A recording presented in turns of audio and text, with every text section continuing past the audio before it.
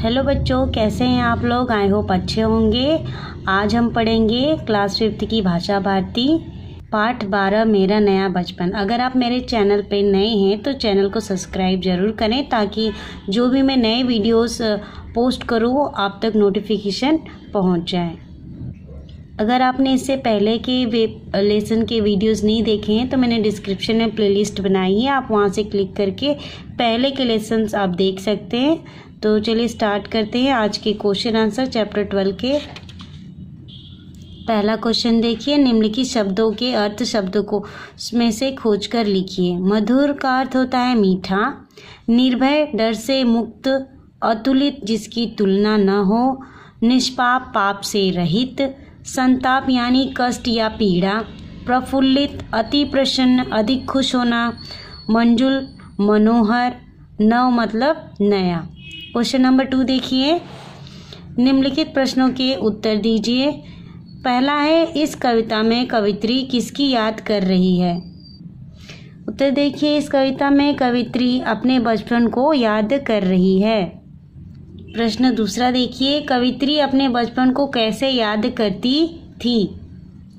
कवित्री अपने बचपन को निर्भय होकर खेलना, खाना, घूमना, रूठना, घर बनाना, कपड़ों की गुड़िया बनाकर खेलना आदि बातों के द्वारा याद करती है।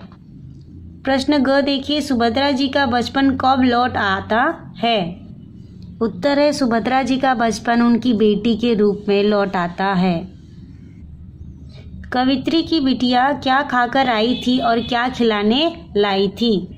उत्तर है, कवित्री की बिटिया मिट्टी खाकर आई थी और मिट्टी ही खिलाने लाई थी। क्वेश्चन नंबर 3 देखिए, कविता की पंक्तियां पूरी कीजिए।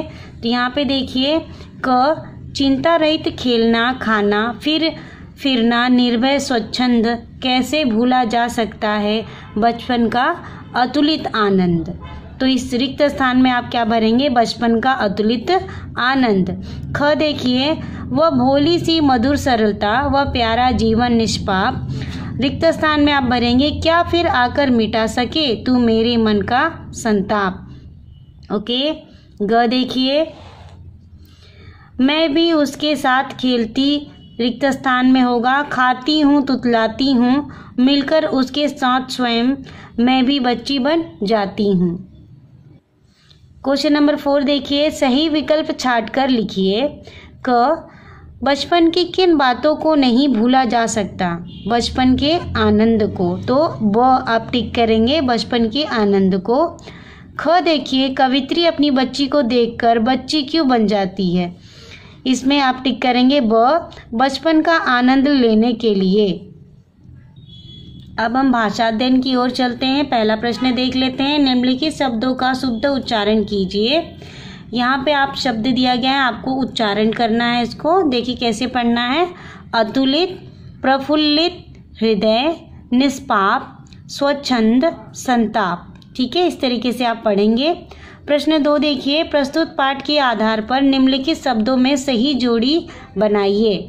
तो यहाँ पे मंजुल होगा, क्या होगा मंजुल का, मूर्ति, जय का माला, प्यारा का जीवन, छोटी का कुटिया और अतुलित का आनंद। ठीक है, इस तरीके से आप जोड़ी बना लेंगे। प्रश्न 3 देखिए, पाठ में कुछ ऐसे शब्द आए हैं जिनके बीच योजक चिन्ह का प्रयोग हुआ है, ऐसे शब्दों की सूची बनाइए। जैसे यहाँ पे एक एग्जाम्पल दिया है, माता पिता, तो माता पिता के बीच में जो लाइन है इसको हम क्या कहेंगे, योजक चिन्ह। अब यहाँ पे जो इस कविता में जो चिन्ह इस तरीके के शब्द आए हैं वो है बार बार, ऊंच नीच, बड़े बड़े, भोली सी। ठीक है। प्रश्न 4 देखिए, बचपन शब्द में जो पन है शब्द प्रत्यय जुड़ा हुआ है, इसी प्रकार तालिका में पन प्रत्यय जोड़कर शब्द बनाइए। आपको यहाँ पे शब्द दिए गए हैं, उसमें पन प्रत्यय जोड़ना है। तो पहला दिया है, देखिए उदाहरण, पहला देखिए बच दिया है, इसमें पन हम ऐड कर देंगे तो क्या हो जाएगा, बचपन। लड़कपन, कालापन, सीधापन, अपनापन, परायापन। पन। तो बहुत इजी है ये, बस शब्दों में आपको पन प्रत्यय जोड़ना है। हम देखिए नेक्स्ट पेज पे हैं, क्वेश्चन नंबर 5 देख लेते हैं। निम्नलिखित शब्दों के भिन्न भिन्न अर्थ कोष्ठक में दिए गए हैं, इनका वाक्य में प्रयोग कीजिए। शब्द एक ही है लेकिन उसकी जो अर्थ है वो दो है। तात का मतलब पिता भी होता है और पुत्र भी होता है, तो आपको इन दो शब्दों के दो अलग अलग वाक्य बनाने हैं जिसमें तात का मतलब पिता भी आ जाए और पुत्र भी हो जाए। तो इसी तरीके से कर और पूर्व। कर में देखिए, एक कर का मतलब होता है हाथ और दूसरे का होता है टैक्स।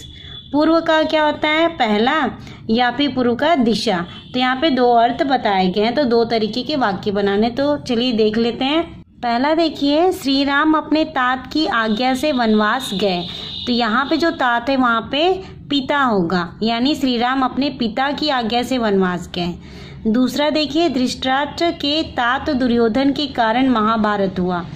तो यहाँ पे जो धृतराष्ट्र है उसका पुत्र यानी दुर्योधन, तो यहाँ पे तात का अर्थ हुआ पुत्र। ठीक है। सेकंड देख लीजिए, विष्णु भगवान के कर कमलों द्वारा सबका कल्याण हुआ। तो यहाँ पे विष्णु भगवान कर यानी हाथ। ठीक है। नेक्स्ट क्वेश्चन नेक्स्ट उसका वाक्य देखिए दूसरा, सभी को समय पर कर भरना चाहिए। तो यहाँ पे कर का मतलब हुआ टैक्स।